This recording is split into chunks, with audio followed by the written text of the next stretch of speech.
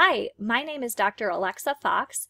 I'm an assistant professor of marketing at the University of Akron. I teach classes like consumer behavior, which studies how consumers, people like you and me, interact with each other, as well as how they interact with businesses.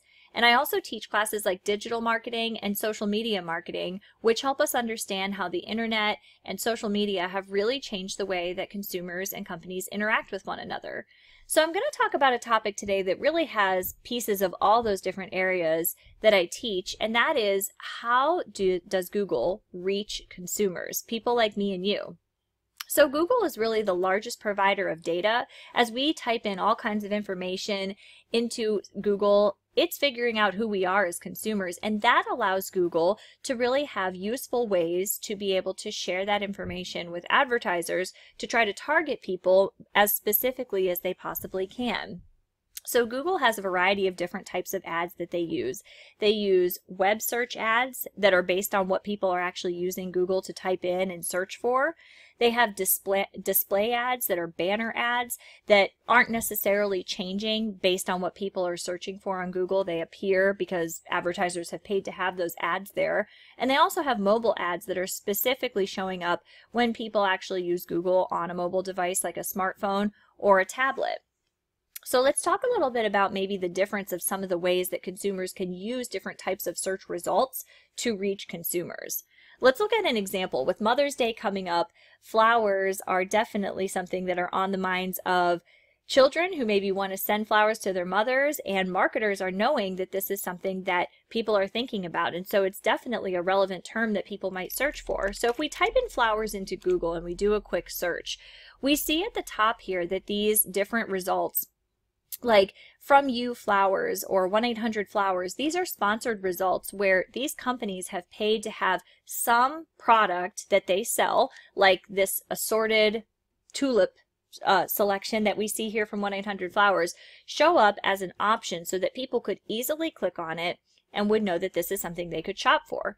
As we scroll down, we see some local options. For example, if we're near Akron, Ohio, we might see Pam's Posies as an option for a local shop. And then as we continue to scroll down, we see a variety of other types of options like Pro Flowers again and 1-800-Flowers. So as we kind of look at these different options here, we see that there are some sponsored results or some ad results.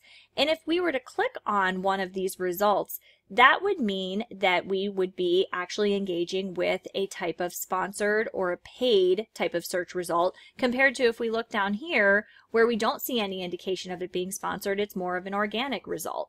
So we're familiar, I'm sure, with clicking on these different types of search results. When we click on an organic result, it's going to be a little different than if Google is reaching us through more of a sponsored result, where the advertiser, let's say in this case 1-800-Flowers, pays Google a fee that ranges from a few cents to a few dollars, and that happens when someone actually clicks on the ad. So they're only paying, the advertiser is only paying if someone clicks on the ad. But that cost per click also varies with whether the same user has previously clicked on the ad before. So a new user, someone who hasn't interacted with our ad before might be worth a little bit more or less, perhaps, than someone who has interacted with this ad before. So the amount that the advertiser pays varies, and it changes all the time. It's a very competitive sort of business and market to get into determining what that should be. But it's definitely something where it's set ahead of time, and you as the advertiser say, I would pay up to this amount for someone to click on this particular ad. And that's helpful to them because then that means it's a lead of someone who is interested in your product. Maybe they'll continue to go through and make that purchase and order those flowers on your website, but clicking on it is worth that particular amount to that company that they specify. And so therefore it's a little bit different than our organic results as we scroll down, which if someone clicks here, it doesn't cost the advertiser money every time somebody clicks. So that's just a little bit of an introduction to organic versus sponsored type of search results and different ways that Google can reach customers. And I hope to continue this conversation in the future as we talk about consumer behavior and digital marketing. Thank you.